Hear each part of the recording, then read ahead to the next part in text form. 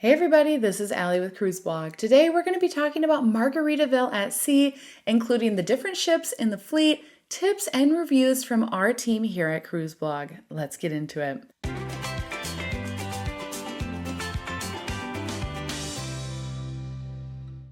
Most people have heard of cruise lines like Royal Caribbean, Carnival, and Norwegian. However, did you know that the famous Margaritaville brand actually has a new cruise line? Margaritaville at Sea is a relatively new player in the industry, having only launched its first ship in 2022. Paradise set sail in 2022 from Palm Beach, Florida on quick two-night sailings to the Bahamas. The brand expanded with the launch of a larger vessel called the Islander in 2024. This marked a major step forward for Margaritaville's cruise line with better stateroom options, new dining venues, a redesigned beverage program, and more. They aren't showing any signs of slowing down either. Whether you're a loyal Parrot Head or just looking for an affordable escape to the Bahamas or Caribbean, here's everything you need to know about Margaritaville at Sea. First, let's cover the ships that are sailing right now for Margaritaville. With just 2 ships in service, Margaritaville at Sea's fleet is considerably smaller than more established brands like Royal Caribbean and Carnival. However, they announced that they're acquiring Costa Fortuna. After undergoing extensive renovations, the ship will enter service for Margaritaville in 2026 as the Margaritaville at Sea Beachcomber.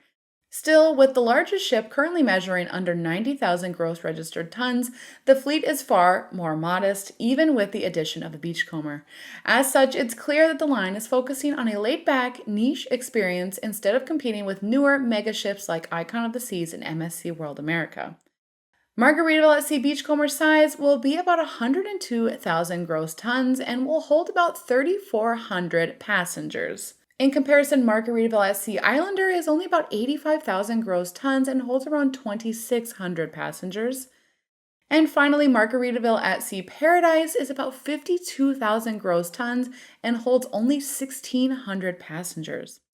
So now where does Margaritaville at Sea leave from? Today, Margaritaville sails from 2 ports in Florida, the Port of Palm Beach and the Port of Tampa. Islander sails from Tampa while Paradise sails from Palm Beach.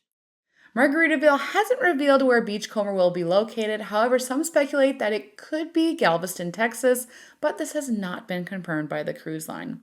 So now let's talk about if Margaritaville cruises are all-inclusive and what's included in your cruise fare. Margaritaville at Sea is not an all-inclusive cruise line. The base cruise fare includes a lot though. You don't have to worry about shelling out extra cash for standard beverages, food, entertainment, accommodations, or transportation to each port on the itinerary. It's entirely possible to plan a getaway on one of Margaritaville's ships without spending extra money on board. However, it's important to manage your expectations as you'd have to be okay with the limited drink selection and disconnecting from Wi-Fi. Other things not included in Margaritaville include spa treatment, shore excursions, and alcoholic beverages. As for food, Margaritaville at Sea's fare includes a lot, but not all of the restaurants on board. For example, you can visit the Port of Indecision buffet as many times as you want for breakfast, lunch, and dinner. Although there are specialty restaurants on Islander and Paradise, there's enough food included on Margaritaville's cruises to keep most guests satisfied without spending extra money. Complimentary dining options on Margaritaville ships include the Port of Indecision buffet, Finn's Dining, Cheeseburger in Paradise Burger Bar, Frank and Lola's Pizzeria, and the Mexican Cutie Cantina, which is on the Islander. Margaritaville ships also have specialty restaurants that come at an additional cost. Some, such as the JWB Prime Steakhouse, have a flat per person cover charge, whereas others have an a la carte menu, allowing guests to pay only for what they order. Specialty dining options on Margaritaville ships include the JDW Prime Steakhouse, Margaritaville Coffee Shop, the Tiki Grill, the Far Side Sushi, and room service. If you're looking to purchase Wi-Fi for Margaritaville, you can expect to spend at least $29 per person per day. Margaritaville at Sea offers 2 internet packages, the Coconut Telegraph Premium Package and the Coconut Telegraph Basic Package. Starting at $30 per night, the Coconut Telegraph Premium Package is the more expensive of the 2, but ideal for those who plan on streaming videos, chatting, or staying active on social media throughout their cruise. The basic package is more affordable at $24.99 per day, but it is limited to slower browsing. Now let's talk about Margaritaville's drink packages. If you don't purchase a Margaritaville at Sea drink package, you are limited to the beverages included in your base fare, and that includes water, coffee, tea, and lemonade.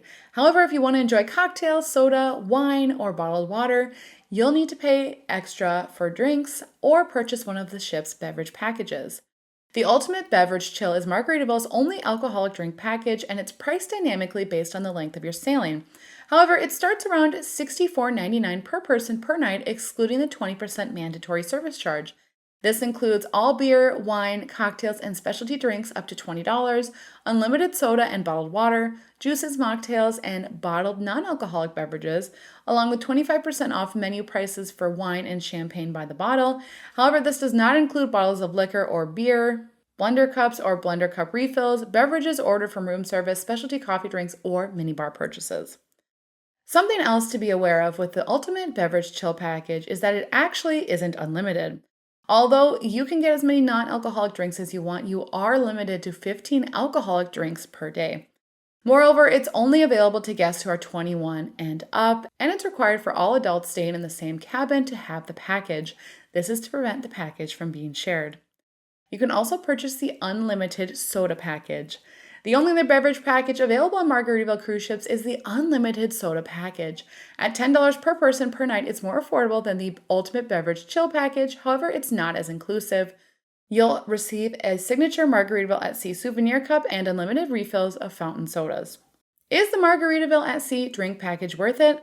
Whether it's worth it or not depends on the type of drinker you are. Before deciding, it's important to know how much the drinks cost a la carte. Most cocktails on Margaritaville cost between $10 to $15, while wine can range between $10 and $15 as well. Domestic beers cost $8.50, while imported and craft beers cost up to $10. Specialty poolside shots are $7, while ciders and seltzers are $9. And finally, specialty coffees and milkshakes range from $3 to $6. Unlike other lines, Margaritaville doesn't let guests carry on limited quantities of wine or soda on embarkation day.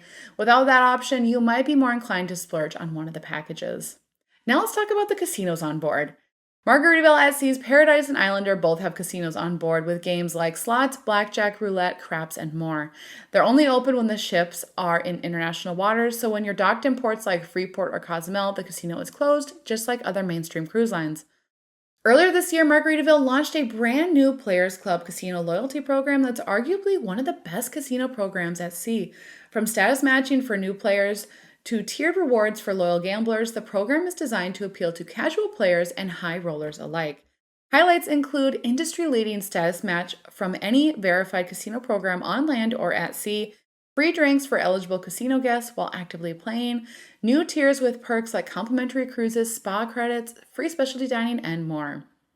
In addition, Margaritaville at Sea has its Heroes Sail Free program that you should definitely consider if you qualify.